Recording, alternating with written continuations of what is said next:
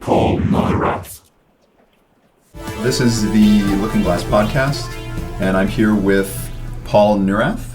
Am I pronouncing that right? That's right. Okay. And you were the founder of the company, or the sole founder, or one of the founders? Or? I was the founder, and for most of the years, essentially ran product development. Was formerly the CEO for a bunch of years as well. And so I would like to start a bit with what you were doing before that, and how you got into it. You used to work for Origin, correct? I made a game for that. I got in the game industry in the mid '80s, just after the Apple II started to become very popular, and I just on a whim I bought an Apple II. I'm not even sure why. It just seemed cool to have a personal computer. At college we had a mainframe, time-sharing mainframe, and so this was an era where, before the Apple II, where, computers were something that you had to go to a university or, corporation to get access to. So just the thought of having one's own computer seemed pretty compelling. And when I bought it at a computer store in Cambridge, they had a rack of software. Back then it was in plastic baggies. It wasn't even shrink wrapped. And picked up a game called Ultima and Wizardry. The first one? Like Ultima 1? No, the first one. Okay. It was the first one. And Wizardry and a couple other games, and Zork, and had a lot of fun with them, and decided just to give it a try, doing a game. I had a full-time job, but kind of nights and weekends started working on a game, and got that game. It took some time because it was part-time, but I got that game published through Surtech, who was the publisher of Wizardry. And it did pretty well, and it really, for me, was, you could make a living on this. You could actually do this full time. So switched to doing that full time, and pretty quickly started to work closely with Origin, who was one of the early game publishers and developers in the 80s and in the 90s. And they were based for a number of years. They were based in New England, in Massachusetts, and in New Hampshire. So they were local to me. And I just drove up to their offices in Andover at the time, and just introduced myself to Richard Garriott and the other guys there. He was here? Richard Garriott? Yeah, the whole team was here. Really? Okay.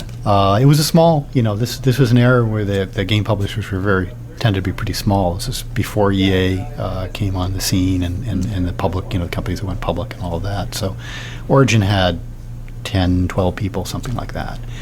And they were actually here because it was Richard and Robert, two brothers, founded the Origin, and the only one in the extended family who had a regular paying job was Robert's wife, who worked at AT&T as an executive, and so they felt, there's a steady income at least, as we try this out. So a lot of us were kind of doing this on a more experimental basis. It wasn't clear that there was a real long-term opportunity at this point in the 80s. So I started working with them. I was never actually an employee, but I was an independent author, and I helped them out on some of the games I worked on, Ultima 3 and Ultima 4, doing some design work. I worked on a game called Ogre, which was a strategy game, Steve Jackson's strategy game that was brought over, and some other titles, Auto Duel, which was an early classic car combat game. But that was doing my own game, Space Rogue. And Space Rogue was my first attempt to try to do sort of a cross-genre game where I was blending some very early 3D graphics and space flight simulation with role-playing. What year was this? That came out in, I have to remember, 88, 89. So Space Rogue was late 80s by that point. So, I started working with Origin probably 86, 87, and so it was kind of, I was doing bits and pieces of different projects. So Space Rogue was kind of a half-time effort to get that done, and it was in the era where a lot of games still were being developed by a single person. So I did it on my own, and it was a stretch of skills because I'm not an artist. I had an engineering background, but I don't have an art background. But I did all the art and the design, and basically put it on a floppy disk and handed it to Origin to when it was done to duplicate it. Did it fit market. On one at the time? I think it took two. Okay. I think it took two. It was big. It was a big game for its time, and actually, it did pretty well. And I learned a lot. It was really my first substantive kind of commercial game that I'd done, besides working with the Origin folks on the other games that they were doing. But I learned a lot in those three and a half years. It was a great team. Richard and Chuck Boucher and Chris Roberts had joined. Chris Roberts joined at that time? Yeah, Chris Roberts had started up there, and actually he played a bunch of Space Rogue, and that was kind of inspiration for Wing Commander. For Wing Commander, yeah, because it was a Space Rogue is a space flight simulation that's kind of narratively focused in some ways, right? But it prefigures Wing Commander. Yeah, Chris and I had a lot of kind of early game discussions about how you would take the space genre and move it forward. But there was some real talent at Origin. It was just sort of a nice confluence of talent and doing some real pioneering work in the industry. So it was great to be part of that. Origin made the decision to move to Texas because Richard and Robert grew up in Texas and wanted to move back there. So it took about a year for them to they sort of, or a year or two to move people out there. They did it in chunks. But as they were moving out there, it was clear that there wouldn't be a team left in, they were in New Hampshire at the time. They'd all be gone within a year or so. And so the opportunity to work with a team, and I didn't want to move to Texas.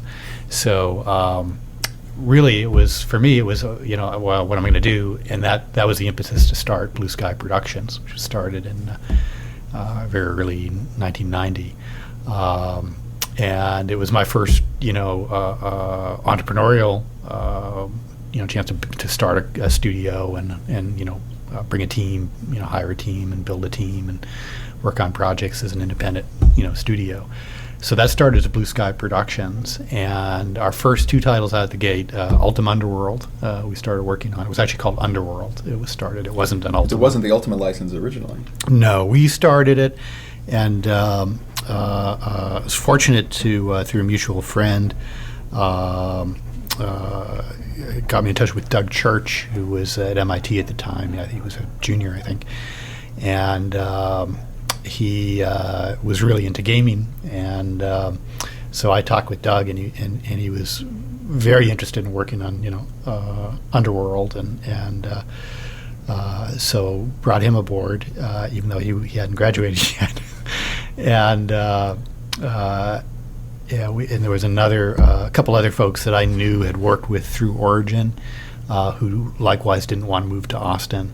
So we brought a couple of ex-Origin people aboard, Doug, an artist who I had worked with before, and we had basically 5 people, including myself, initially, so it was a small team. And we started working on Ultima, and then soon after we got EA approached us about doing one of the early Maddens, Madden 93, Madden 92, I can't remember now. It was either Madden 92 or Madden 93, I can't even remember now. Well, it would have come out in 91, so it must have been Madden 92.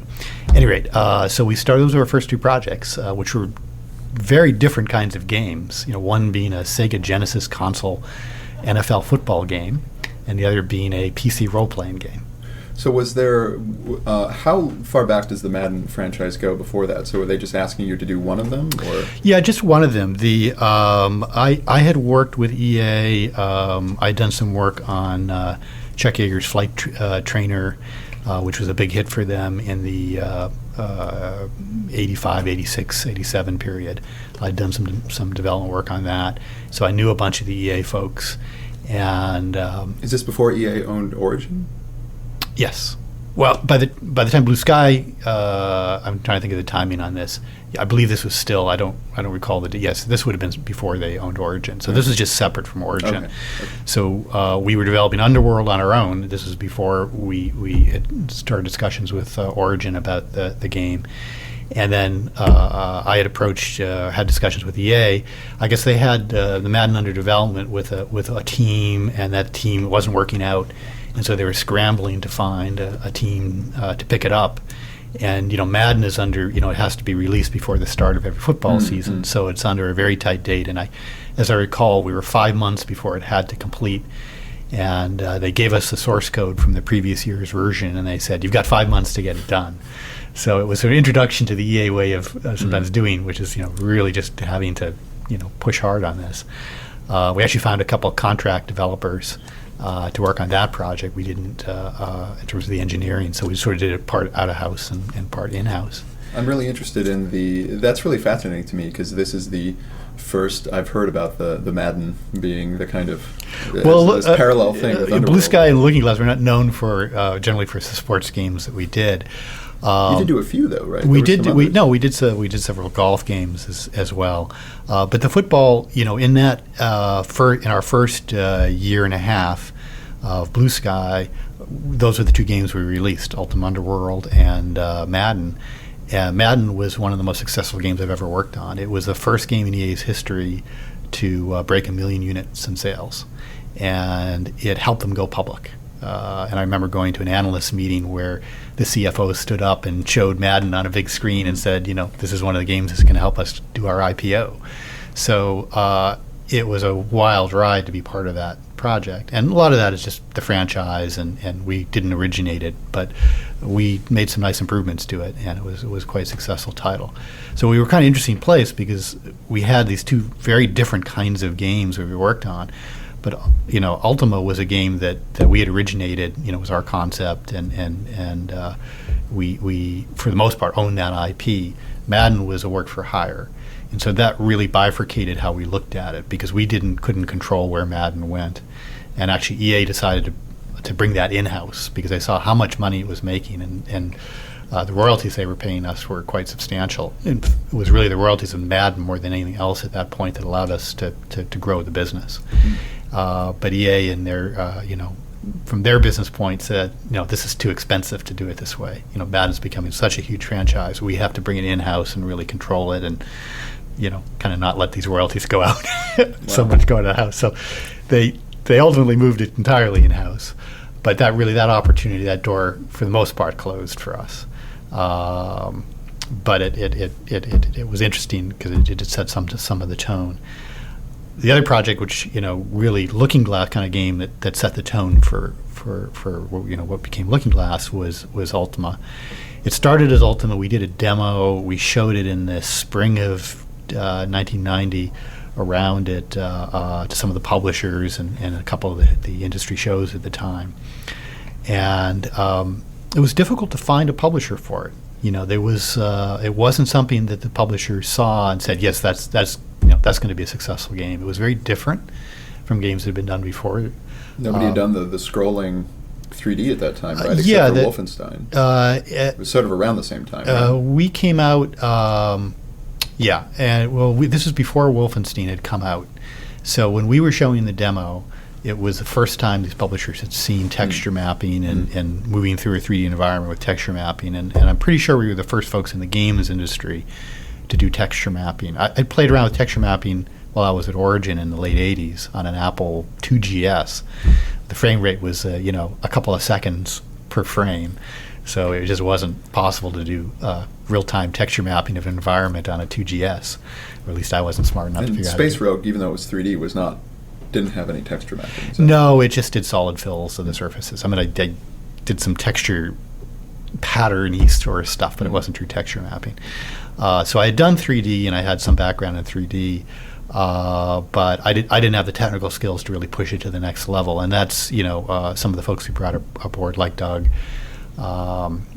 James Fleming, and others who worked on that. Chris Green, who was another guy I'd worked with, actually did the original texture mapping algorithm that we used in that early demo for Underworld. And then later, James in particular, a couple other guys made a variety of optimizations and made it more general. But this is the first time that people had seen that approach. And what was interesting is that when we showed it to industry development folks at the time, they pretty much got it, and they said, this is a whole new kind of approach to stuff, and there was a lot of interest. Publishers, they couldn't match it up to what had been successful on the marketplace in the last year, which is different, and that's always been a challenge, I think, in any media industry when they see something that doesn't match what's currently successful. So it was actually pretty difficult to find a publisher. we circled back with Origin because of my relationship there, and they agreed to do it. They weren't head over heels about it, but they said, yeah, this is interesting. I think they viewed it as an experiment. Let's try this out. I'll give the credit to Richard. I mean, Richard's always been I think a genuine visionary, and so he, more than anyone there, said, this is an interesting new direction if we take the Ultimas there. But I want to put the Ultima brand on it, and I'd be interested in seeing if we did a first-person 3D version of Ultima. So he thought that would be an interesting experiment to see whether that would be successful or not. So later that year, we closed a publishing deal with Origin, put the Ultima in front of the Underworld, and went forward with Origin on it. Doesn't that also kind of harken back to the earlier Ultimas too, which had those kind of like 3D dungeons that were not really 3D? It does, and that was partly, Richard had done a very early work in the sort of wizardry style. I think Wizardry, Dungeon Hack, some of those games were the first to do the sort of the step at one time, 2.5D, if you will. So the earlier Ultimas had that in it, and so I think Richard saw this as, this is the next evolution of that approach.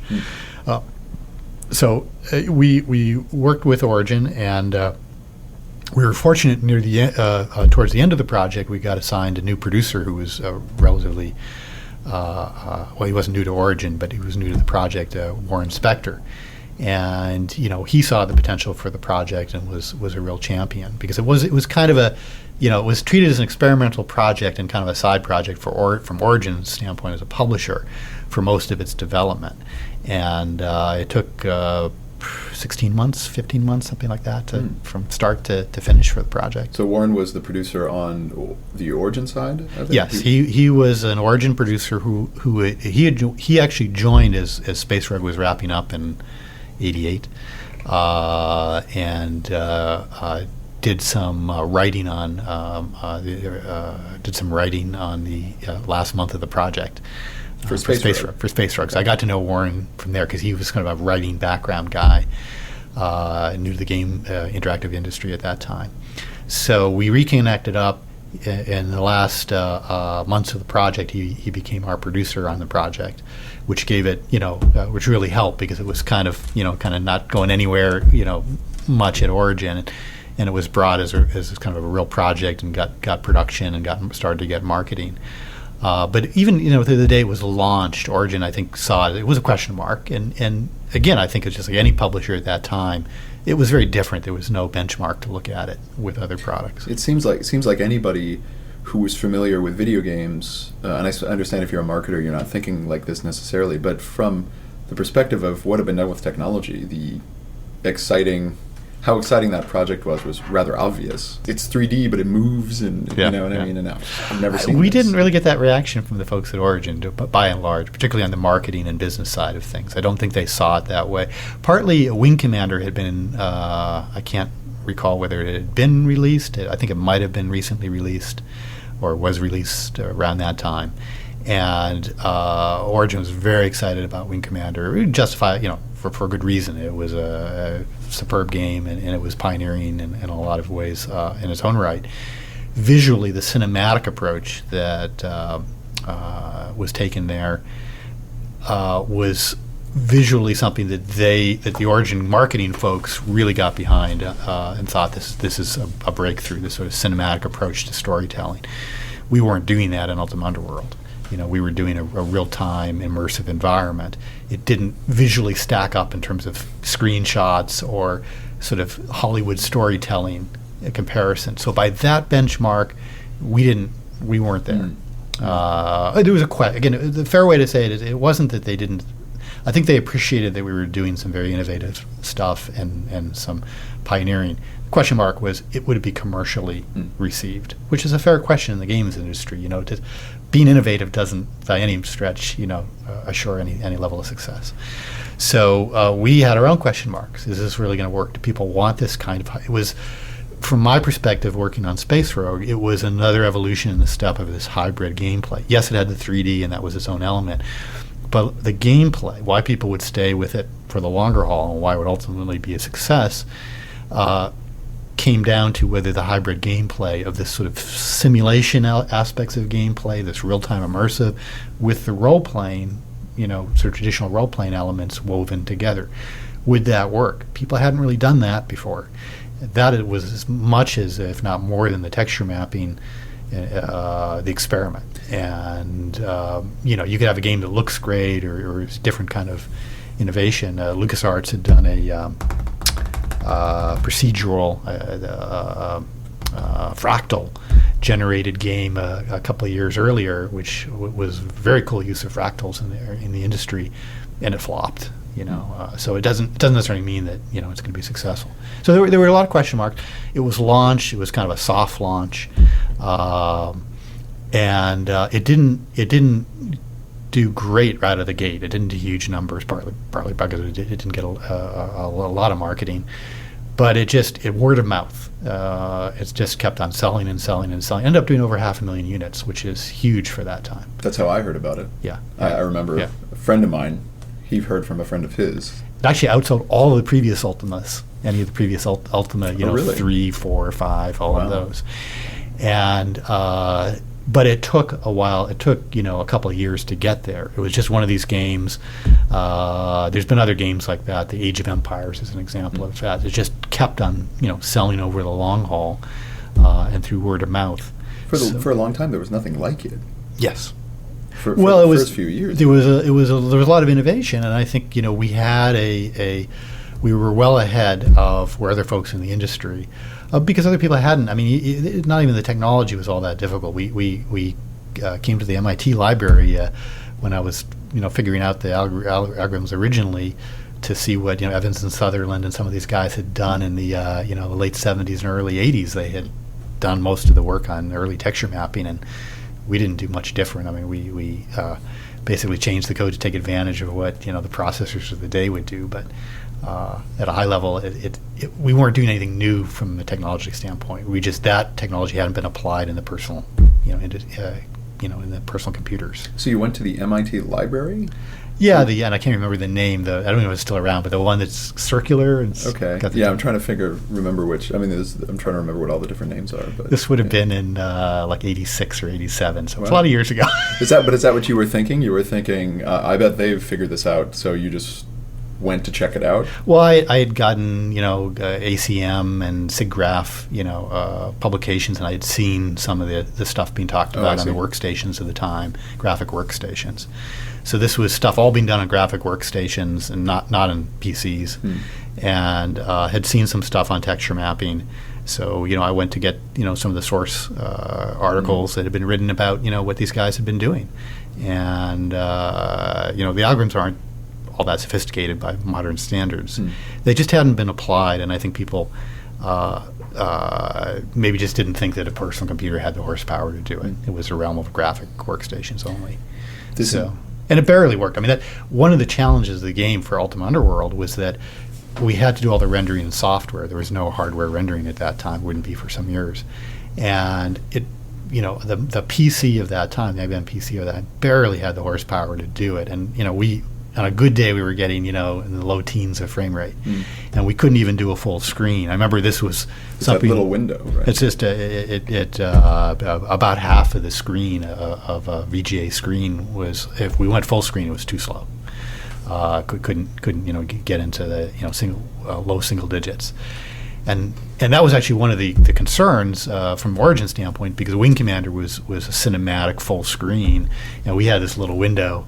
And it compromised the visual impact. If you play a modern shooter today, you do it in full screen, you do it at high resolution, and you do it in a big monitor. So you can imagine something that's 150 by 100 pixel kind of size is a pretty tiny 3D window viewport, and it doesn't give you the you want to match the person's sort of field of vision, because your goal is to be immersive. You're in that environment. And Ultima Underworld required a bit of a visual suspension of disbelief in that regard. So there were some real compromises because the hardware was barely capable of doing it. The frame rate was pretty pokey for the time. We decided to do true 3D texture mapping. And we did some hacks, but it essentially was 3D. You could look up and down. We texture mapped, the different surfaces, and we created environments. The dungeon environment was blocky, but it was 3D. You could go around corners, up and down, chasms, underground streams, stuff like that. And but it came, we were really pushing the edge. And was that the best business decision? I don't know. We wanted to push it. We wanted to see how far we could go with it. We learned a lot from it, and we ended up ahead of other folks in the industry, I think, because of that. So that was an advantage. Unfortunately, we didn't take full advantage of that, and partly those for business reasons. When Ultima Underworld, the first ones, started to show signs of being a robust seller, Origin came back and said, let's do a sequel. But I think they were still in the question mark stage. So their sort of business take on is, maybe this is kind of a fad. Let's do a quick sequel. So if you can deliver a title in 9 months, a sequel, no more than 9 months, we'll do the sequel, but you have to agree to that. And they really pushed us very hard. And I don't even remember if it was even 9 months. It was pretty quick after that we pushed out Ultima Underworld 2. And I think in hindsight, we agreed to it and all, but I think in hindsight, we took what was an edge in all the learning, and then we kind of rushed the next one. And it's not, Ultima Underworld 2 did some very nice things, particularly on some of the ways we, created the dungeons and the storytelling. But because it was rushed, and because we were kind of just trying to push it out there, we weren't able to grow our lead and really leverage the full learning that we did. And Ultima Underworld 2 ended up selling less than half as well as Ultima Underworld, which is a real telling thing. And so I think, had we do it over again, we would have said, no, we want to, spend a full year and a half or instead of the, 9 months, and really try to, push it further and do sort of full justice to this, franchise in the making. But at the time we signed this on, and again, this is part of the dynamic of being a small developer. We finished Ultima Underworld. We funded most of it ourselves. Origin only funded about 10% of the development. And so we were financially very strapped the day after it was published, and we needed to find another project and get it signed up soon. So there was a real, we got a team now. We had grown to about a dozen people at that time. It felt pretty big to us. And, we needed to, feed these folks and move on to the next project. So that was the quickest opportunity for us to do that. And royalties from these projects typically take months before you start seeing royalties come in. And so, at any rate, we moved right on to Ultima Underworld 2. But I think we lost some opportunity to build the Ultima Underworld franchise. And, of course, nothing came out after that. That was Ultima Underworld 2 came out in 93, if I recall. Possibly, yeah. I think it came out in 93, and there's not been an Underworld since.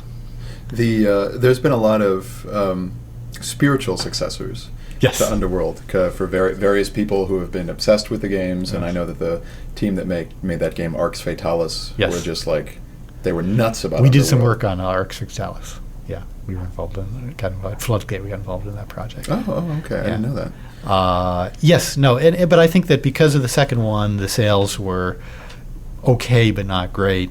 For Origin, it almost, I think, confirmed, this is a fad. This was something that had its day in the sun.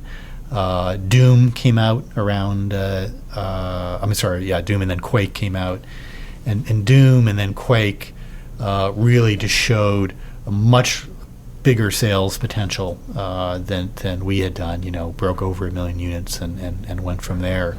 And so I think some of the attention, in terms of first person, a lot of the attention started to shift to shooters. It became, almost synonymous from a publisher perspective. If it's a first person, it's a shooter. Why would you do a role playing game? You're just slowing things down, mucking stuff up.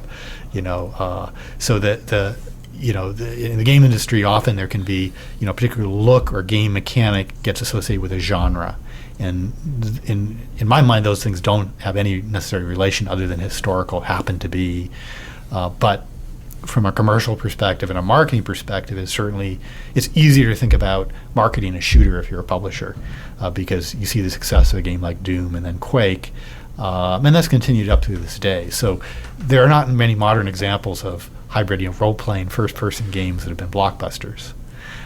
There's plenty of examples of first-person shooters that have been blockbusters.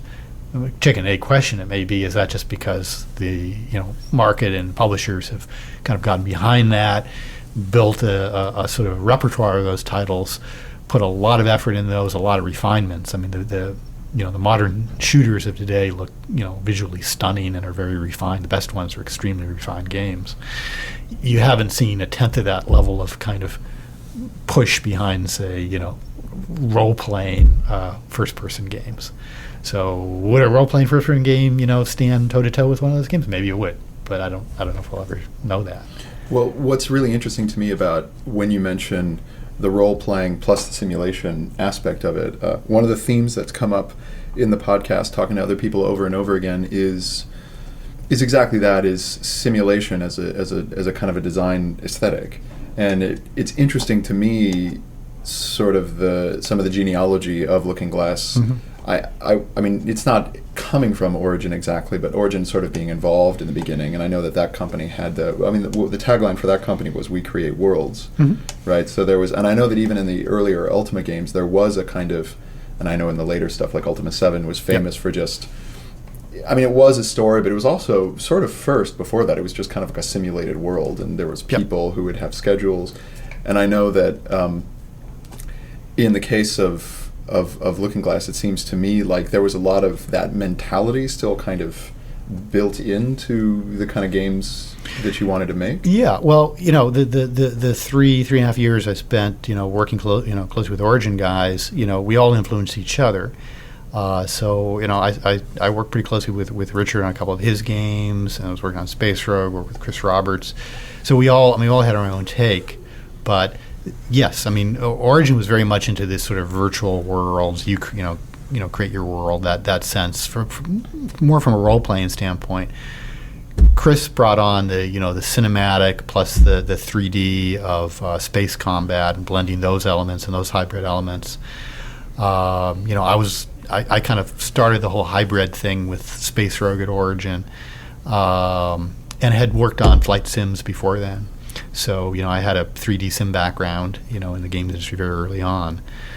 So those influences all sort of came together. And the folks that I brought aboard, it was a simpatico, is the way these things happen. I mean, I'm interested in certain things, so I'm reaching out to people who have similar interests. Ned Lerner was one of the guys involved for a bunch of years, the early years of Blue Sky and Looking Glass. He had a studio out in California, Lerner Research. He was the guy behind Chuck Yeager, and so he had, that's where I got my sim experience working with Ned on Chuck Yeager. So he had that sim background, and he brought that, very much that mentality to it. So yes, and there's no question that these earlier influences from the 80s and then going into Blue Sky, which in late 92 became Looking Glass. We would have stayed Blue Sky Productions, but we found out that there was a company called Blue Sky Software that had founded a year before us, and so it was we couldn't keep the name, so we changed our name, but it was the same studio. So we had these influences coming in, and again, I think we were very much into experimenting. We weren't worried about taking the risks. We wanted to take the risks. We wanted to try this out, and I think the folks that joined us. Doug Church being a prime example, fully up for taking those risks, wanted to take those risks, saw this as an opportunity to let's innovate, let's try this stuff out. Is it going to be commercially successful? Who knows? Obviously we were also a business, so we wanted to be commercially successful. We thought we were, being reasonably savvy, but while we saw most of our fellow developers sort of doing the what was successful the last 2 years, let's do a better version of that. So a more incremental approach of let's take that and refine it. Let's do better graphics or better technology or improve the renderer. But in terms of genre and gameplay and mechanics, let's stick with a recipe that has proven success, we would almost go the opposite direction and say, no, we're not going to do that, because we know. So we avoided doing a shooter. We could have done a shooter. We had some debate at one point of when Ultima, after we were nearly done with Ultima Underworld, it's like, should we just take this engine and do a shooter? I mean, that seems like the more obvious thing to do. And for better or worse, we said, nah, let's not do a shooter. One of the new projects we started out in late '93 was Terra Nova, which a lot of people don't remember. It wasn't a commercial. It was didn't do very well, but I think it was also very innovative in its own way. We learned a lot from that science fiction game that, again, was sort of a cross genre, first person, but we were trying to do some RTS elements in it, where you had a squad. It was very loosely based on the fiction of Starship Troopers. So you were coming down as these futuristic Marines on alien planets, and calling in fire support and deploying your squad of troops, and you could communicate with your guys and give them AI commands. And the AIs were very, very sophisticated for the time for that game. It really pushed a lot of boundaries, but it didn't ultimately come together as a great game. We struggled with it. That was, I think, the longest game we ever had in development was about 3.5 years. So we became, as a studio, Looking Glass became known because the other title we were working on in that period that got released around the same time, in I think '95, was Flight Unlimited. So going back to the flight sim roots, because Ned in particular had done a very early pioneering flight sim. I mean, Checkyear was EA's most successful title in '85. It did over 500,000 units. I don't think it was a single. It was the best-selling PC game of all time at that point, and so it was a great commercial success. And come the mid-'90s, the PC sim market was still quite healthy. You had Microsoft with their civilian flight sim, and you had EA with their Jane series of military flight sims. And so we decided to do our own flight sim, and we did Flight Unlimited. And that was a hit for us. That did quite well. That was on par with Ultima Underworld. And we self-published it. It was our first title that we self-published. We took a big kind of gamble as a business, raised some venture capital about a year before we launched that title, so that we could become a publisher and self-publish the game. We actually did it called an affiliate publisher. So Virgin Interactive did the actual distribution of the title, but we did all the marketing. We manufactured the game. We basically gave finished goods to Virgin for them to distribute. You did several sequels too, right? Yep, we did 2 sequels to that game, and it was a real success out the gate, and that really tapped into our simulation background. But that was was a civilian flight sim. The innovation there was a couple of innovations. We went further with the texture mapping in terms of the terrain mapping, so we used satellite imagery of and aerial photography of the ground, so we could map photorealistic terrain, which had never been done in a PC game before. And then the flight dynamics, Seamus Blackley was the guy behind all the flight dynamics, and that was quite innovative. We were able to do aerobatic maneuvers, which had never been done in a sim, even in a commercial, multi-million-dollar sim, using some pretty cool physics. You mean for like how the wind works and how the lift in the plane works and everything? Yeah, Seamus, and it's beyond my physics knowledge, he modeled, the fluid dynamics around the plane using some pretty advanced math. He came from he was getting his PhD in physics, in particle physics, when we hired him. And I remember I can't remember his name, but a well-known particle physicist at the time who worked at Fermilab came to our offices and begged us not to hire him. He said, "You're hurting physics. We need this guy for physics." So I felt really badly. But Seamus said he was, he didn't want to do traditional physics. He wanted to get into games. So in any event, there was some real innovation on that title, and it was commercially a big success. So it kind of, in a way, it was similar to Ultima Underworld. We took some real risks. We did some real innovation. And we had commercial success with it. And the benefit for us is that, unlike Ultima Underworld, it was completely our title. We were able to do whatever we wanted with it. We self-published it. And so that was an evolution of Looking Glass. We had grown quite a bit by that time in the mid-'90s. We were 60, 70 people, something like that. It felt like we'd grown a lot from my perspective. We had a publishing group. We brought in a head of publishing and marketing people and sales people, and so our complexion was changing. And it had its own challenges because, I'm a development guy. I know, but I don't really know anything about publishing side, marketing and sales.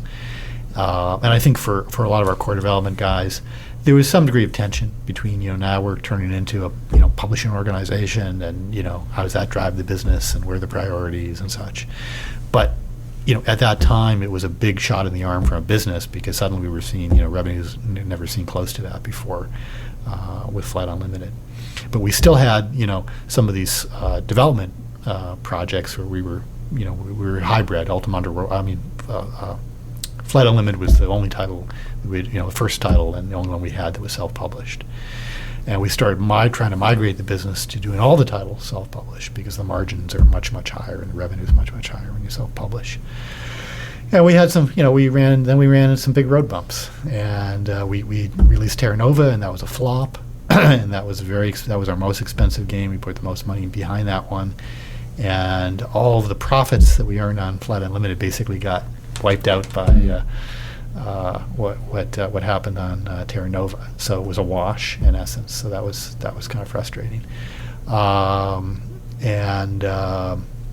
We also did a strategic deal with Virgin, or Viacom at the time, but they owned Virgin Interactive, and that ended up being pretty much a boondoggle because Viacom had at that point in time in the 94, 95.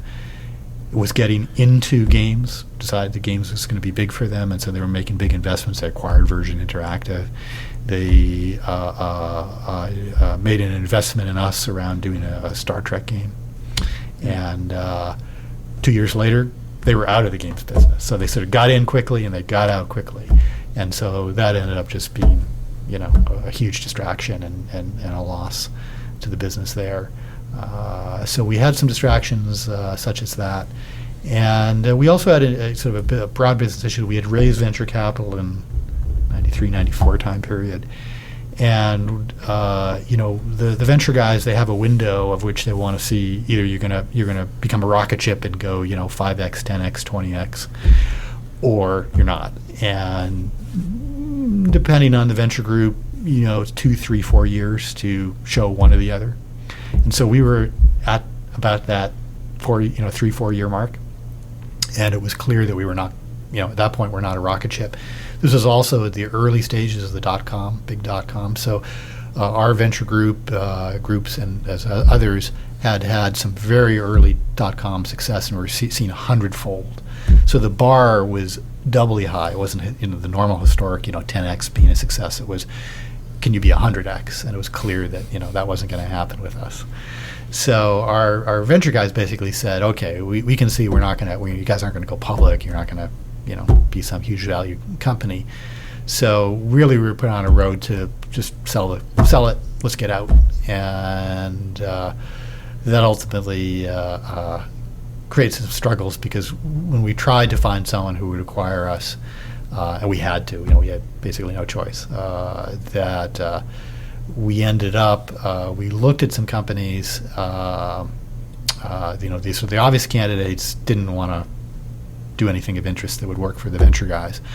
And we ended up getting acquired by a local Massachusetts company, Intermetrics. And they were good guys, and they were not a game business. Their main clients were General Motors and NASA. They did mission critical software. So sounds important. Well, as the CEO described it, if we have a bug, people die. So they were extremely good at very robust software that worked and did not have bugs. That was their specialty. And they had been a public company that was then brought back private. They were good sized company. They had some hundreds of employees and tens of millions in revenue. So they were mid-sized company. The CEO had come from an entertainment background and he wanted to grow. He thought that he looked at the game business as a good business to grow an additional revenue stream and to branch out from their core business. So they acquired us as part of that, and then they had an existing group doing Nintendo games, and we were merged with that group. And so now we were doing Nintendo 64 games. Which games? Well, the game that you may have heard of is Command and Conquer for the N64. Oh, okay. There were a couple other games you never heard of. One which was only released in Japan that we got to work with Miyamoto-san on, Really? which was a lot of fun. Wow. But ultimately, the Nintendo side didn't work out. It was it's a real challenge to make third-party Nintendo games. It always has been, and we really weren't equipped to do that effectively. So we did okay at it, but it ultimately didn't go anywhere. And the other thing with Intermetrics is they ended up getting acquired by Titan Technologies, a DC billion-dollar defense contractor. And pretty much the day after that happened, the board of Titan said, "Oh, we have no interest in having a game company. Dump it." So that ended up. So now we're in 1999. So the end after 10 years. That was the end of Looking Glass at that point, because our owners, didn't want to have a game company, and they just were impatient. So they said, just sell it off, do it as an asset sale, find somebody who wants to buy the IP, and we just want to get rid of it. So unfortunately, but we had lost, when we raised venture capital going back, 93, 94, we already were on track to basically kind of losing control of our destiny, which is what happens often when you do venture capital, for better or worse. I mean, it can work out fine. I know folks who've raised venture capital, but because we didn't meet the expectations, then where the company went, couldn't really control at that point. So it sounds like that's kind of like an overview, right, of the whole situation. And that's interesting, because I know that from the perspective of fans of the company, all they remembered was kind of Thief 1 and Thief 2, and then they were waiting for Thief 2 gold, and then suddenly everybody was like, oh, the company's gone. And everybody was like, what happened? Right. And I even have spoken to some people at the company who were talking about that suddenness. And you're saying it was because of this whole defense contractor thing? Oh, well, yes. I mean,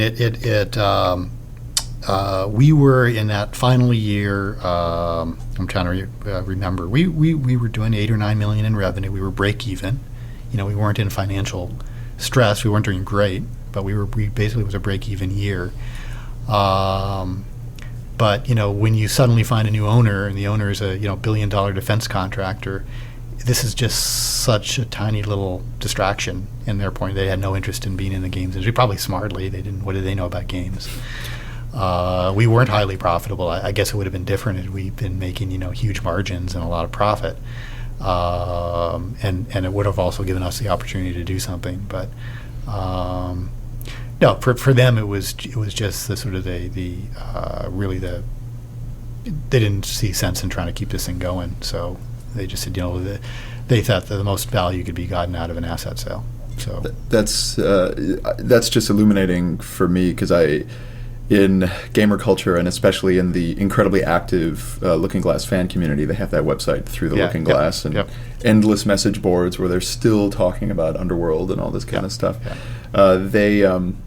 There's all these urban legends as to what happened to Looking Glass, and a lot of people. I was under NDAs and everything at the time. Okay. Those have expired, so it doesn't really matter. Right. But at the time, I couldn't really get into the details, and at some level, it doesn't really, from my perspective, it doesn't really matter. I mean, we couldn't go forward. So, and we weren't really able to do anything. When we sold off the assets, IDOS picked up picked up Thief and a couple other things. Ultima Underworld is an interesting IP because I actually personally own the underlying IP to it. But Ultima itself, that brand and anything that's Ultima content specific, EA owns after they acquired Origin. So it's the kind of thing where for an Ultima Underworld to happen, EA and I have to agree to do it. And I've spent years trying to convince EA to do another Ultima. And they've thought about it, and they've talked about it, and nothing's ever What if happened. you just made a game called Underworld? It doesn't work like that? Well, there's I'm not a lawyer, but if it called Underworld and it kind of looked and felt like Underworld, it'd probably be trademark infringement, because if a consumer could be confused that is this a sequel, then that gives grounds for a publisher to say you're infringing. I mean, EA has the trademark to Ultima and Underworld. And, I think from EA's perspective over the years, they haven't seen it as a big enough franchise to get behind. And it's an old franchise now. I mean, there's certainly fans of it, but I think anyone under the age of 30, I don't know if they know it, have heard of it. That sounds kind of direct and just kind of not simple exactly, but fairly clear. I guess I was expecting it to be more convoluted, perhaps, or the reasons. Well, that's really what it came to. I mean, there are details in it, but when you're owned by another company, the decisions of what happens with the company, whether it gets sold, whether more investment comes on it, whatever happens, that's our board became the Titan board. Those were the people making the decisions of what happened with the company. So, and you were saying that while you were not, losing money, you weren't making a lot of money either with the Thief and we games, had in the previous years, we had up and down years. We had some years we made a little bit of money, lost a little bit of money. We were never very well capitalized. We raised relatively small amount of venture capital, and we certainly made some business mistakes. We invested a lot in some of our titles and our technology. We tried to build our own engines, which a lot of companies had moved to licensing engines by the mid to late 90s, and we were still building all of our own tech. Had some advantages, but it was expensive. We had at peak when we were part of Intermetrics and had the Nintendo development, and we had a studio in Austin, Seattle, LA, Boston, and we had about 130 people all told. So we were pretty big size for a studio and had a big burn rate, a lot of costs. And I think we just stretched ourselves too thin. I mean, particularly between the Nintendo 64 business and still doing the PC side of things, we were starting to do some console work. In terms of genres, we were doing, Nintendo platform games, Command & Conquer and RTS. We were doing sequels of Flight Unlimited, a traditional PC flight sim, doing Thief. We golf games. So, I think one of the things, do it all over again, we would have just focused down. I look at studios like Valve, Blizzard. There's a much tighter focus in kind of what they do. And I think that we felt the ability to kind of do anything. I mean, we have had historically some great success. When we did Madden, it was a huge success, and we had never done a football game before. And so I think you get a little bit of hubris and a little bit of sense of, sure, pick us a genre, pick us a platform, we'll do a hit game for you. And our track record was pretty good in terms of hits, better than 9 out of 10 studios. But we weren't so good at translating that to the success of the business. A lot of our hits were done as development for other publishers, and so our ability to leverage that and get real profits from that was very limited. And for our own self-published titles, it was kind of became hit and miss. Thief we ended up doing as a development deal with IDOS, and as a result, we didn't see the real big upside on that one. And that was Thief and Thief 2, our biggest successes in the latter years of Looking Glass. They were quite successful, on par with what the original Ultima had done. And we were really building a franchise there. But IDOS saw more of the economic value out of that than we did, which I think was a big reason why they picked it up as a franchise. We did take a lot of risks, and were able to go for 10 years, and had some years of great success. So it on balance, it wasn't so bad from a business standpoint. In terms of the games and innovations, that was always at our forefront. We were more about the games and the opportunity to innovate. It was almost more like, let's create for ourselves the opportunity to do something that people haven't tried before and see whether it flies or not. And that was sort of a premise that from day one that we went in on it, not scared to take the risks, pushing people to take the risks and to try things out. I've always felt that the game industry could benefit from more innovation, and that the publisher cycle of let's do a rehash, a slight refinement of last year's hit, doesn't move the industry forward. It may be a way to generate revenue if you're a public company, but the industry needs long-term, it thrives on innovation like any of these industries do. Someone has to go out of the box and do something. So I felt like that was our job to do that. But, so we looked for opportunities to do that. I feel like a lot of ways, a kind of a nice way of looking at looking at the company in that way is kind of like taking a lot of those hits of being on the forefront of a lot of that innovation. It's like, well, we're just going to try the arrows in the back. Yeah, we were fine taking some arrows in the back. It wasn't too many. It was a lot of fun. I mean, and a number of folks who've worked at Looking Glass through the years have said that they've never had that kind of experience before or since. That the culture there was pretty darn unique. It was there was a lot of electricity, and that, to me, that was the most satisfying aspect of just going in any given day and with the teams and seeing that kind of that electricity and that sense of we're really innovating here, we're trying things out. I have not been at a game studio that's had that that level.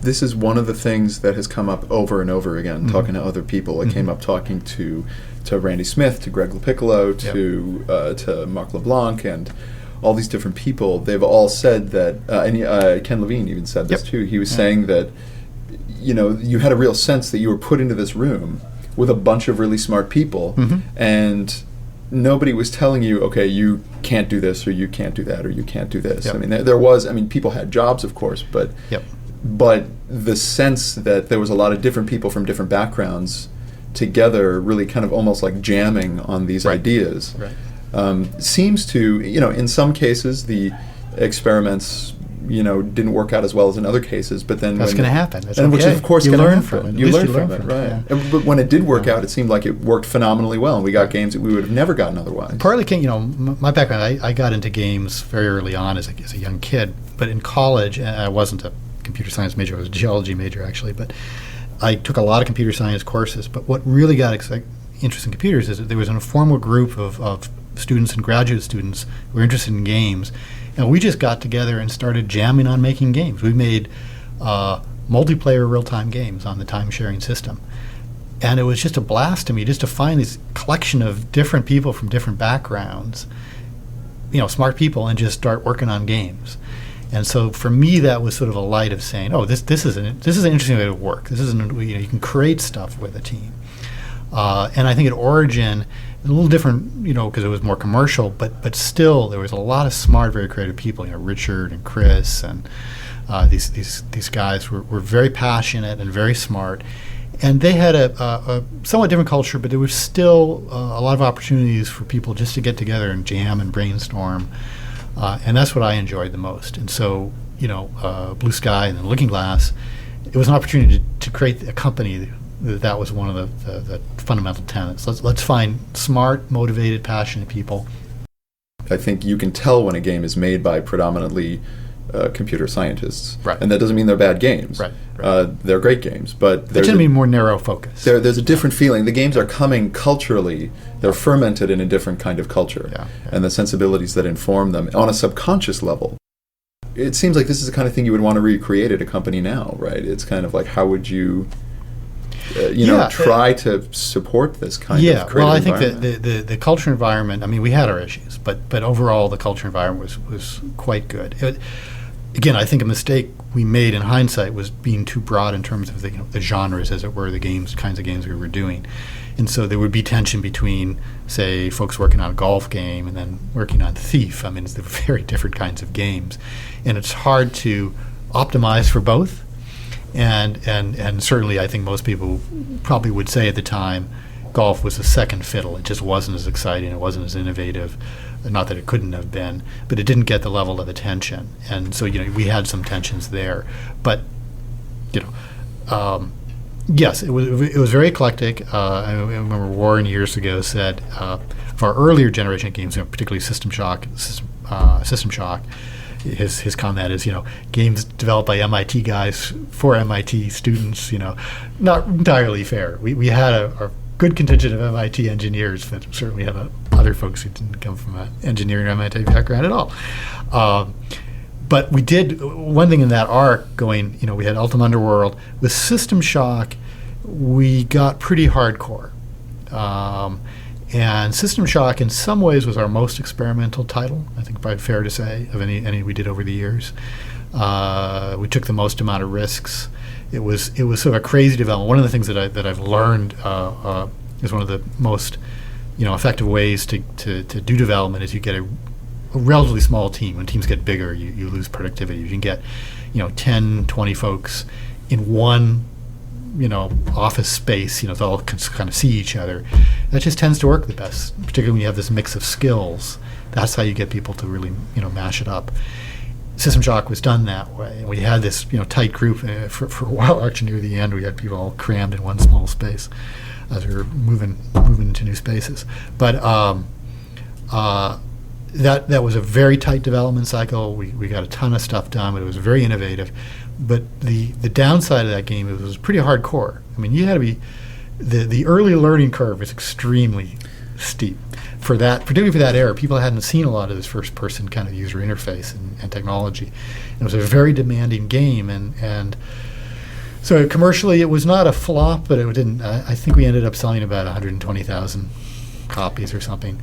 Yeah. It didn't make money for us. Let's put it that way. But it probably was. I would point to that one as the most outweighing in terms of the amount of innovation compared to the commercial success.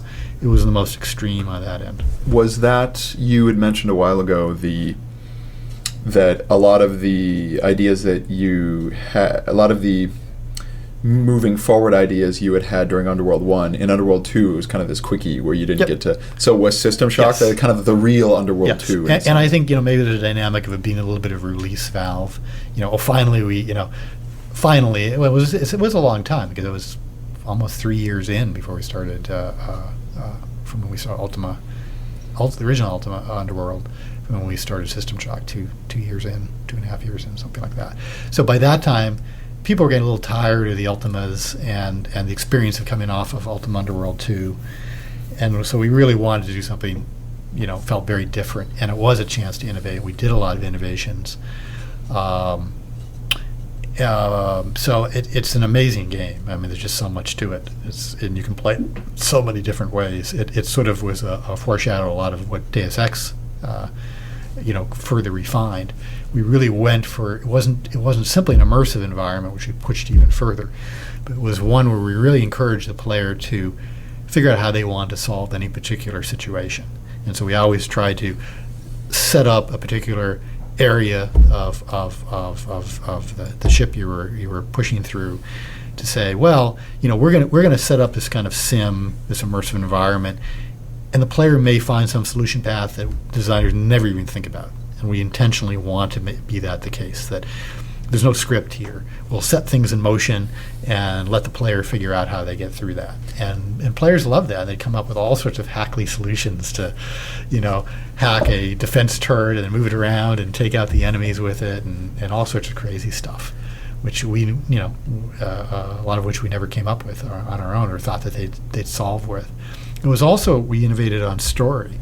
I think the story was remarkably compelling for what it was, because the experience that we would have, that we started to go down the route with Terra Nova, we didn't want to take on System Shock of doing a cinematic sort of storytelling.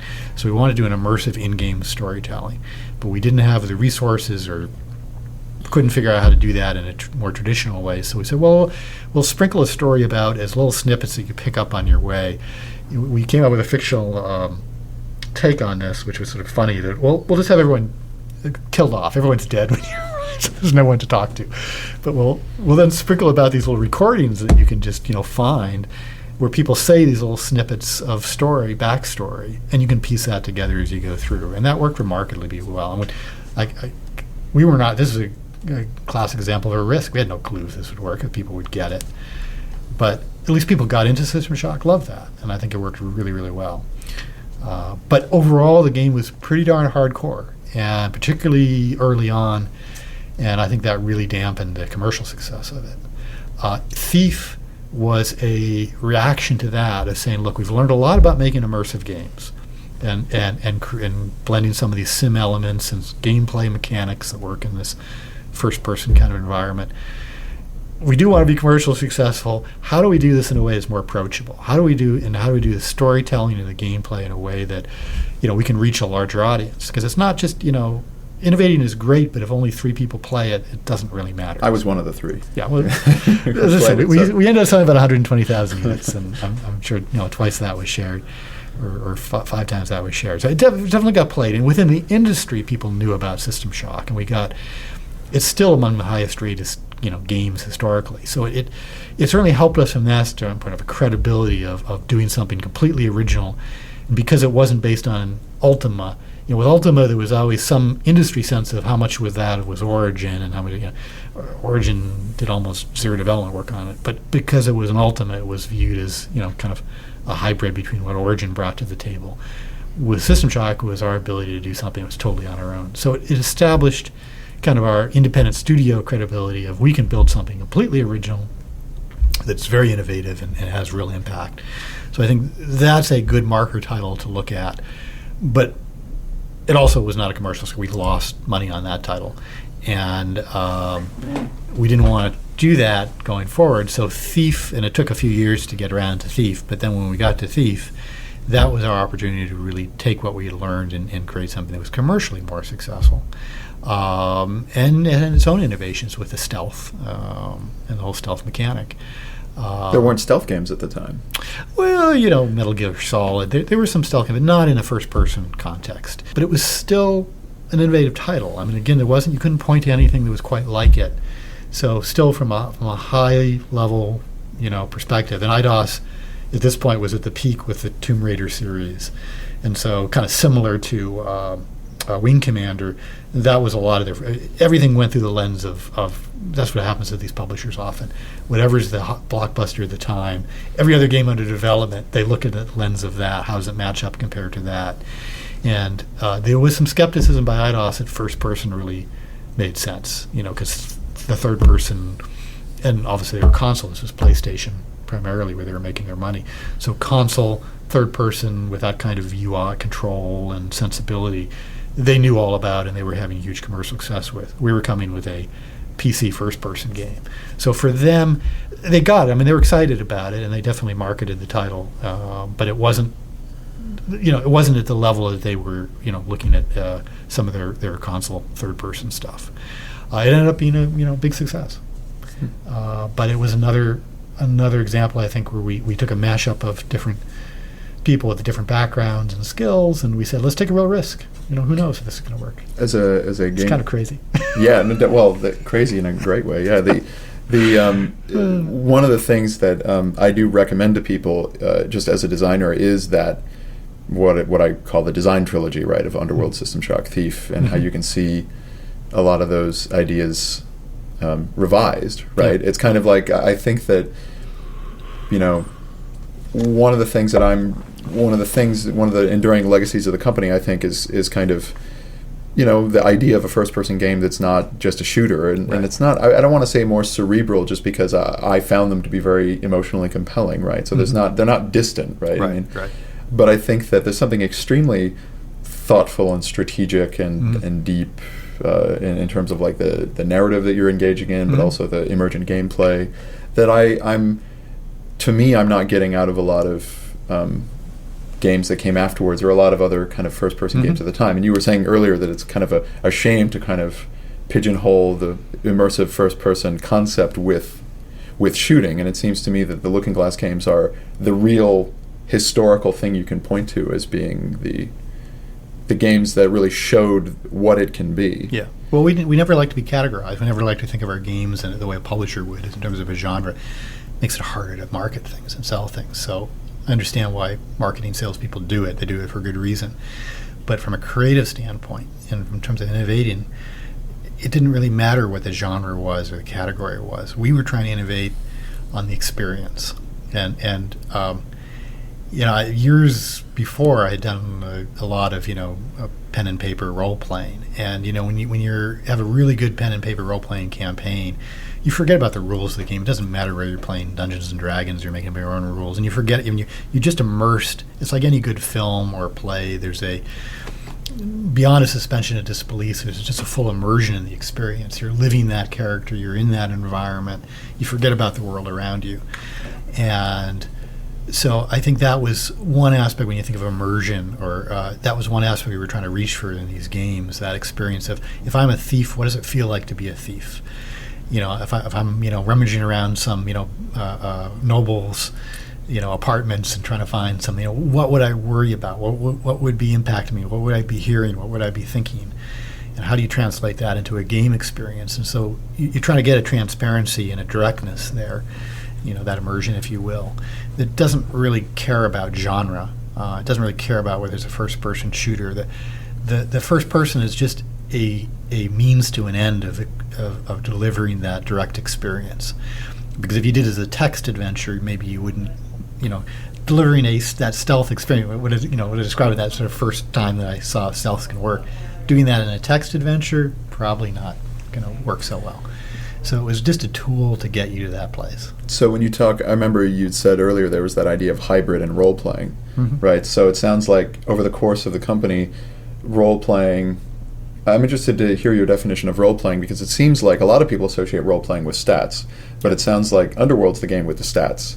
And then System Shock, it kind of gets engineered out, and all these other kind of experiential mechanics design, dynamics design, atmosphere all begin to kind of be the center of what that means. Well, from pen and paper role-playing, the moments when people really get incredibly engaged is when they feel like they're the character and they get excited.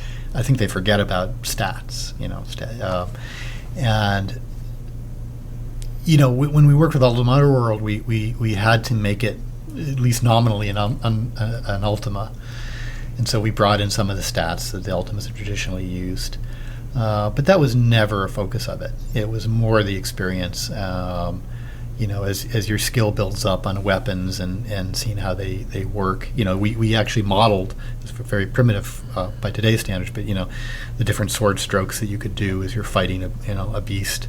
We didn't want to show stats up on the window. You could do a D&D thing where you'd show your percent chance to hit and dodge and those kinds of things. So already by then we were trying to hide that in the background. There were panels you could flip over and see some of these stats, but we wanted the focus to be in that little window that we could render, and combat was the experience of swinging a sword at an opponent, a skeleton or orc standing in front of you. It was not the stats per se, but at the same time, as a game, there's narrative, and then there's the character progression, the sense of aspiration, and the character development. And certainly for games like Ultima, Ultima Underworld more so than System Shock, more in a more direct way, it's partly about my character becoming more powerful, and sort of I'm specializing and becoming really good at these. You can learn the different spells that you could cast, and when we use the rune system, and that's been historically an important aspect of those traditional role-playing games. We did carry that forward, but we wanted to express it. When you cast a spell, you see the spell casting out into the world. And you cast it in by arranging the runes to make the spell. We wanted to be a very tangible way, rather than it's some abstract system. You're playing a D&D game where style game where you've got magic stats that you're playing with. No, you're a real wizard, and you're composing runes. And so again, it was trying to take you through into this fiction as if you were really there. And you have a character. That character is going through a narrative arc, a story that's creating a context for your reason why you're doing these quests, meaning why you're doing these quests, and an opportunity platform, aspirational platform to develop your character. So those are all elements of role playing. I think with System Shock, we carried a lot of that forward. One of the things we did is that System Shock went much deeper in terms of the systems that you could, all the different mods that you could do for your character, both in terms of the depth and flexibility. We really went to town. I mean, that was one of the learning curve hurdles, is all the different ways you could develop your character and use those skills and mods and different combinations was fivefold more than Ultima ever did. Again, we try to do it in a fictional context. It wasn't kind of a spreadsheet. It was all done in the fiction of the game as much as we could do that. character development was a little different there. It wasn't becoming a powerful character because the game takes place in a relatively short span. It's a science fiction game. You're not developing a D&D style character, but you were learning these skills and these kind of mods and biomechanically improving yourself, so to speak. By the time we got to Thief, we wanted to simplify it and make it more accessible. So one of the decisions, for instance, was just give the player a few tools to work with. They have their bow, they have their sword. You've got your different attachments for your, the water arrow or the different kinds of arrows you can use. It's a pretty small palette tiny compared to System Shock 2. And so we really narrowed it down, and we focused more on give the player a lot of different ways and subtle ways and not so subtle ways they can use this small toolkit. So there's a lot of flexibility to that. And I think that certainly in terms of accessibility, that worked much, much better. And the UI we also changed, like the light gem, things that were much sort of more tangible, similar to the runes, but in a more even more direct and tangible and simplified, as it were, way. So the light gem, was a great way to see whether you were in shadow or not in shadow, rather than some stat or telling you how sneaky you are, right? or something. Yeah. Actually, what I wanted to do was ask you a bit how, if I don't know if it's like NDA stuff. If it is, that's fine. But like how you see kind of your post Looking Glass stuff, and like how all of this learning, how some of these philosophies of design and production filter, if in any way, to sort of what you've done since and what you're doing now. Yeah, well, I mean, one of the things that I enjoyed most, as I was saying earlier, was just that environment, the culture that we were able to build and sustain over the decade, and just some wonderful people, some real talent, folks who a number we brought new into the game industry, and have gone on to continue to do some great stuff. So that's pretty cool. And that, to me, that's even better than the games that we built. It's the culture and then the people that came out of that and what was learned from that process. It's not the product itself that at the end of the day matters to me the most, but sure, a lot of fun building those games. So following Looking Glass, it was pretty traumatic for me when I shut down. So it took a little bit of time off. But it started up a new studio, Floodgate, which ran for 10 years. When did you start Floodgate? In 2000. 2000, okay. So it took about half a year off and then started up Floodgate. And decided to take a change of pace. I had been doing, basically mostly PC, these kinds of games, high-end games for 15 years. So I wanted to try something different. So I really looked at the mobile space as a new emerging space at that time, and just try something totally different. This is 2000. What is this again? 2000. 2000. So that's really early in the mobile games. Yeah, this is very early mobile. This is Brew J2Me stuff. Yeah. And when we spent the first year or two kind of doing a mishmash of stuff, it was not an easy time to start a business, because this was when we really got, because it was not long after 9/11 where we really got the business starting to going, and so trying to raise money and all, and was not easy. So we did a lot of our financing just through getting project deals, and we worked on the first expansion of Neverwinter Nights. The Shadows of Undertide was an early project that we did. Wow. So that just with a role playing background, and brought some folks aboard who had worked at Looking Glass. And that was actually quite successful. That was a blockbuster. Well exceeded everyone's Shadows of Undertide specifically yes, was? Specifically was a huge seller. It outsold, publishers' expectations by, like fivefold. And the BioWare guys, it was great to work with them, some really talented folks. And there was some similarity there that they, huge amount of passion by the BioWare guys, and they really, in terms of the role playing, they had been doing innovating and continued to do in their own field. So that was a good opportunity there. We did some work on Archifactalis. I didn't know about this. Yeah, it was. We had a side role, small, relatively side role, but Raphael there, he was a huge fan of Ultima Underworld, one of his favorite games, and so he reached out and said, would you guys want to help out? So we did, and we did a little bit of design work and some artwork on it. And the company what is the company that did Arx Fatalis? I'm blanking on them right now. I'm blanking on. I'll think of it in a minute. They got acquired a year or two ago by Bethesda. I can't blank on as well. Arcane? Arcane, thank you. Arcane, and they had worked. Raphael was big friends with Richard Garriott too, so we had that connection as well. And they very much said, we want to create Arx Fatalis as a. I'm sorry, it wasn't Arx. I misspoke. Well, it was the sequel to Arx Fatalis we worked on. Arx Fatalis had come out, and then they wanted to do. So we're working on Arx Fatalis 2. That's the project, and it got changed to Might and Magic: Dark Messiah. So I played a little bit of Arx Fatalis, and we started discussions with them while Arx Fatalis was under development.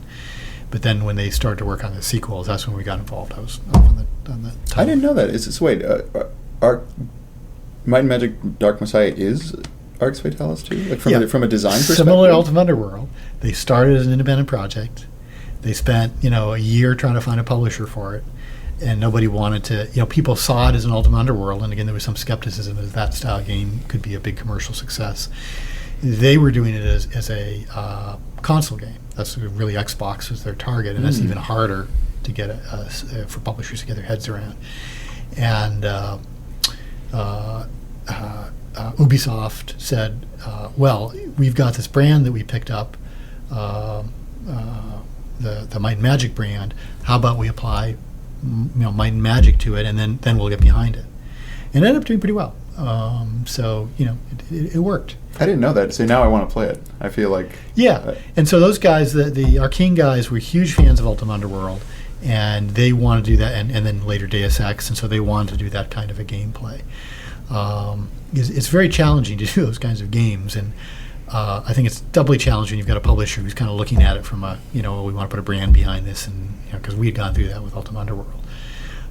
So our Might and Magic: Dark Messiah has not had this sort of impact that some of those other titles have had, but it's definitely worth checking out. It's just some pretty cool stuff. Yeah, because you can play Arx Fatalis and feel the Underworld's sort of legacy in there, just in terms of how it's designed and the kind of you're in a cave, deal with it kind of feeling to the whole game. But does the Might and Magic: Dark Messiah? I suppose I should just play it and find out myself. It is sort of the next step forward in that. Oh wow, okay.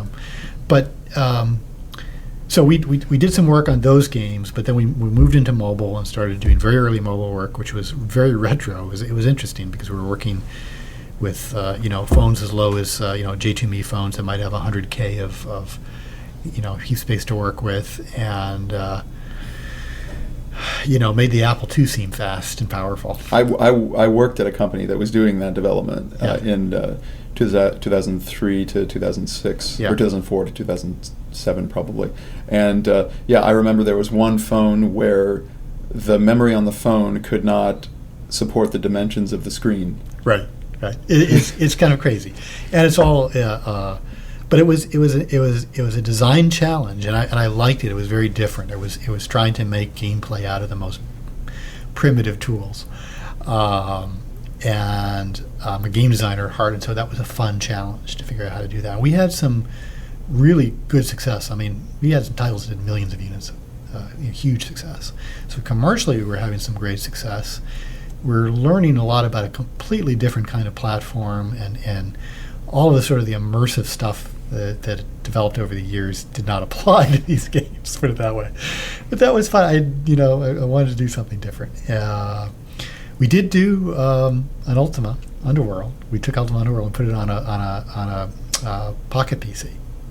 So really? That was one thing we did. Oh wow. Yeah. I didn't know about that. No, it didn't really get marketed. Did you change it much, or was it more like a port, or was it really like much? It was just a port. The publisher didn't want to do anything more than a port. Actually, got Doug to do a little bit of technical work on it. Wow, really? But it was just a fun little side project. It was part of my long-standing, come on EA, let's do another Ultima Underworld. Anyway, so we did that, and then we started to migrate as the mobile platforms became more capable. We started to get to higher end, and towards the end of Floodgate, started to do a lot of smartphone stuff, iPhone, iOS gaming and development. But again, it was all contract stuff, or nearly all. We did one with Disney. We did Pirates of the Caribbean for cell phones as a massively multiplayer game, which was pretty darn innovative. It was pretty much the first and maybe only massively multiplayer MMO for Brew and J2Me cell phones. And, we had tens of thousands of people all playing online with each other across Brew and J2Me phones, which had never been done before or since, as far as I know. So it was, we were doing some pretty innovative stuff, but it was in a space that doesn't get this sort of fan attention. Our ultimate audience are people who have a cell phone in their pocket, particularly before the iPhone era, and often the developer didn't get credit or didn't get whatever. So we were behind the scenes on that. They're kind of like the sense you get, at least when I was working in the company I worked at, is that they're games for people who want to be distracted. Yes. I've got 5 minutes free. I want to play a little bit of a game. So it was 180 degrees from what we've been doing at Looking Glass, and in a way that was great. And we got very good at it. Had some huge success. But ultimately, we weren't able to really do some original stuff we wanted to do. It was really hard to do original IP in the mobile space. iOS is a little different, but traditionally, J2Me and Brew, especially at that time with those. Even now, you go to a Verizon or AT&T and say, "I want to pitch you an original game," and you're a little developer, they won't even talk to you. So it's all about branding, and we did 3 Madden footballs on mobile. We did. Came back to Madden. Well, here's a small side story. When we did one of the it was in 2005. I'll by decade. In 2005, we did a mobile version of Madden, and EA sent it. They said, "We'll send you some code you can work from." In the code, we saw some of the exact code that we'd used from the '92 version that we had done from the Sega Genesis. I mean, it would port it over, but it was the exact same code. Particularly, the core AI code was the same code they'd carried forward for more than a decade.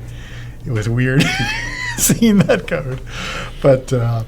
So yeah, we worked on basically big branded stuff, and for the most part, it was really hard to do original stuff, and ultimately that was not so satisfying for me. I wanted to do at least original IP. I didn't have a problem working on these small platforms. And with iOS coming in, you could actually do the iPad and higher end iPhones. You can do some. You had a balance of that at Looking Glass. It sounds like, right? Like you were doing the kind of IP stuff to kind of keep things afloat, but that also subsidized the kind of creative experimental work you wanted to do. Exactly. At Floodgate, we found very few opportunities to actually do original stuff. It was almost all licensed IP things, and just for a variety of reasons, that was less interesting to do, and it's harder to innovate on that stuff because the publisher generally is a sequel, and they have the constraints on what they allow you to innovate on is much more limited. So we started to get in the very early stages doing social stuff. And it was clear that we'd need a lot more resources than we had because we were a small studio to really do social. So became part of Zynga, and they have a lot more resources to do social. And that's what so when did that happen? In March of this year. Okay, so it's very recent that you guys. Yep, been there 6 months. When you say became part of Zynga, did Floodgate just get kind of ported over to Zynga? Essentially, I mean, it was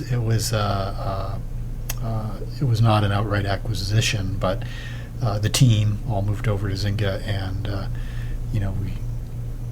for all intents and purposes, all the talent moved over, and we started working right away. We did Adventure World is the first game. I'm creative director of the Boston studio, and so they had an ongoing game they've been under development since last year, Adventure World, and came on to help on the creative direction of that title. So it sounds like I know that the work that you sort of got into the industry doing, it sounds like, are you still really interested in the kind of hybrid simulation role-playing kind of thing? So I still play the games, and when BioShock came out, or games like that, definitely see where the industry's going. And it may not be fair. My high level take, I wish there would be faster progress and more innovation in terms of real gameplay and meaningful innovation. Where I see the innovation is on refinement. Visuals look more, better than they did last year, a little more polish around the UI or the experience. I've seen relatively little of the kind of innovation and it wasn't just Looking Glass, some other studios did. Valve with the original Half-Life did some amazing stuff. But at large, I think the innovation has become more incremental and slowed down, and I don't see the kind of fundamental pushing forward. And that's partly why I got into mobile space, because I felt like, well, maybe mobile is a chance to do more innovation because the stakes aren't so high. I think that's one factor when you're looking at a $10 to $50 million budget these days for a frontline game on PlayStation or Xbox or whatever. The stakes are so high that it's hard. Publishers, really hard for them to take risks. When Origin, what they put in for Ultima Underworld was peanuts. So it didn't really matter to them whether it didn't matter, but it is completely different. And so when some executive is writing a $25 million check in essence to do a game, I don't see them getting behind what would have been System Shock or Thief today. Once in a blue moon, maybe. It's hard enough getting those games, finding publishing partners in the 90s. Today, it's gotten really hard. And, it was a long haul for Irrational to get to BioShock. They were around for a long time before they did BioShock. And they struggled. It was tough. So they had some, real tough times there. And, full credit to, Take-Two for getting behind that title and deciding that they were going to really support it. That happens very, very rarely these days. Yeah, that game almost became a blockbuster before it was out because the buzz around BioShock 1, there was a lot of marketing push. Yeah, and in that traditional market, that's pretty much what you have to do. It's all about the first, month of sales, and so pre-sales are a big part of that. So if you haven't gotten a certain amount of pre-sales for a console game, you're pretty much out of the running, of the rare exception. You're not going to be a hit. And so that pushes it back from the publisher standpoint of they've got to get the hype at the key trade shows and with all the media, and they're trying to build all that pre-hype with the media and getting credibility and getting buzz to a level where the retailers will all say, I'll pre-order 500,000 of those or 1 million of those. If you don't have that, you're going to almost always not have a success. So that's become that business model. In that business model, it's harder than it ever was to do something that's truly innovative. So going to a retailer and saying, "You've never seen a game like this before," it's kind of strange. Well, the funny thing too is that if people who are innovation minded and get their own personal sense of creative satisfaction at being a professional practitioner, doing that kind of work, but also having it be sustainable. Obviously, you look for frontiers, right? PC in the '90s was still a frontier.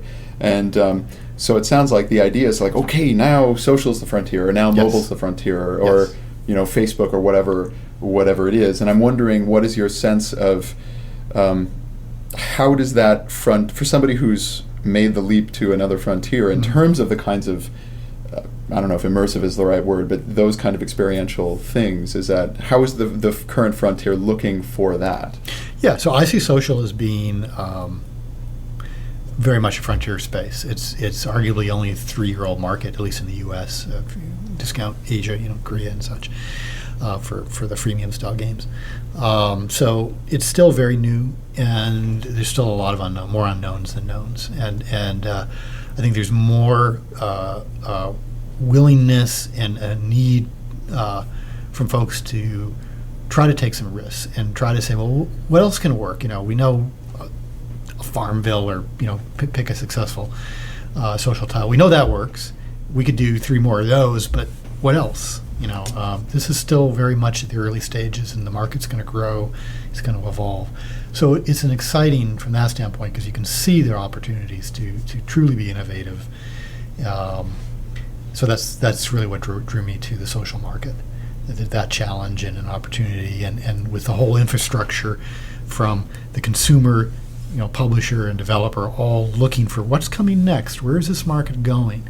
It's ultimately driven by the people who play the games, right? I mean, that's ultimately where it happens. I mean, ultimately the people who play the games will sort of dictate where the industry moves to. They have to be receptive to something. If some team innovates but no one plays it, it doesn't matter from a commercial and industry standpoint. And so you have to find a way to connect with your audience. From a developer standpoint, particularly innovating, you don't go to your customer and say, what do you want more of? You're not going to get the answer. So you're looking ahead, but you're looking ahead to where you think that audience wants to go and where those innovations will actually translate to something that people want to play. And where they say, well, I haven't seen that before. That's cool. Oh, it stands out in a meaningful way to them. And that's the whole trick in trying to look ahead. And you don't want to look. I might argue that System Shock, for example, we looked a couple of years too far ahead. So from a commercial standpoint, you've got to look in the mid future. Mid horizon. You can't look too far ahead. But I think that the social, and using that term very broadly, it's not just about Facebook, games, social games, and the kind of gameplay, from a gameplay genre, how the audience, their experience with it. There's a whole bunch of areas where it's still very early on, and there's a lot of opportunities for innovation. So it's an exciting place to be, and it's growing much faster than the PC industry did in its early years, or console industry did it. So, and it's reaching a much broader audience, which is cool. I mean, I've never been, some people kind of look at Looking Glass and maybe say, well, it's kind of a niche studio. We did titles first, not really true. We did some million-unit sellers, which in the, 90s was very big. It didn't really get bigger than that. And our intent was never to be niche. We wanted to reach, if we're not impacting a lot of people, it doesn't matter. So we want to innovate. We've always wanted to innovate and create these experiences and then share them with lots of folks. And I think, the social games, the opportunities to share with more people than we've ever had an opportunity before. There's 250 million plus people who regularly play these social games. Which is gigantic. Well, yeah, I mean, it's crazy. It's crazy. And the funny thing about this is that I think this seems like a pretty good place to stop, but I have one more question, which is that there has been a lot of anxiety, it seems like, in what you might consider the traditional games industry, like I suppose like the commercial AAA people, and even from gamers of these kind of new, more casual games that are reaching these bigger, or supposedly casual, whatever that actually means, that it's kind of, ruining video games or ruining game design. And one of the things I've heard about, because they're all, simplistic, they aren't, immersive or complicated in the ways that kind of make games feel rich traditionally. But one of the things that I've heard is that from people who have actually sat down with so-called casual gamers and studied them and spoken with them and looked at the actual data, looked at the actual play styles, is that it's not that people want shallow experiences, but a lot of it's kind of like what you're saying about System Shock. There's a really deep experience there, but the barrier may be in interface. The barrier may be in learning curve. And there's actually a lot of people who will play so-called casual games in a hardcore way, right? They may be somebody they're part of the baby boomer generation, but they play 7 hours of Bejeweled or something, right? And that's hardcore gamer behavior. And I remember on mobile side, we learned this early on because that was really our first person with truly casual games. Someone playing Bejeweled on their cell phone, who would play it when they took a shower in the morning by putting a plastic baggie over it because they had to keep on playing it. That's hardcore. I don't think anyone played System Shock in the shower. So yes, these there's plenty of casual players, probably more total players who play hours a day of these so-called casual games than any given hardcore game. And they really get into it, and it's important to their, it's one of their things they do during the day, and they look forward to is, and they may play it play style is different. They probably don't play it for 3 hours straight in the evening. They may play it 10 minutes, 20 minutes, 5 minutes, little bursts, but it's still very important to them, and they get really engaged with the experience. And some of these so-called casual games, some of the mechanics, pretty darn complicated for a casual game. Some of the underlying economies of these games and the UIs, just pages of menus you have to go through to, plant, plow, harvest, do buildables. All this stuff is not what you would think of as casual from an outside perspective. So it's also a question if this is a very new industry. So if you go back 2 years ago, I think a lot of these games were much more truly casual, and you got a lot of gamers who this was their first kind of direct experience intensively playing these games, and so they were learning the ropes. Now those same gamers have a year, 2, 3 under their belt. They're basically hardcore now. They've played 5 or 20 of these games. They've spent hundreds of hours playing these games. They're like any other hardcore gamer. The genre is different. The play style is different. But you see the behaviors are very similar to a hardcore System Shock fan. Well, what's interesting about this to me is this is what I really think about when I think about, you can see the markets shifting, and you can see, in some ways, it seems like as people who are interested in these more complicated experiences, it's not that we can't still make them or still have them. It's just that now we have to make them for people. Yeah. Right? And we have to really think about what that means. Right. And it's not that those people don't want those things or are opposed to those things. But, 2 years ago for the casual market was, maybe 1981 for the rest of us. Yes. Right? And they're just getting up to speed. And it's a literacy, and the culture in general gains it. So, when they get finished with their simplistic game, they're going to ask, what else do you have? Right. And things are going to keep going. So, I don't see it as dystopian as I guess the way some people I would agree. And I think anything that gets people to play these games, from my perspective, is a good thing. And having a much larger audience, and be able to connect those people. I think that's the real thing distinctive about these social games.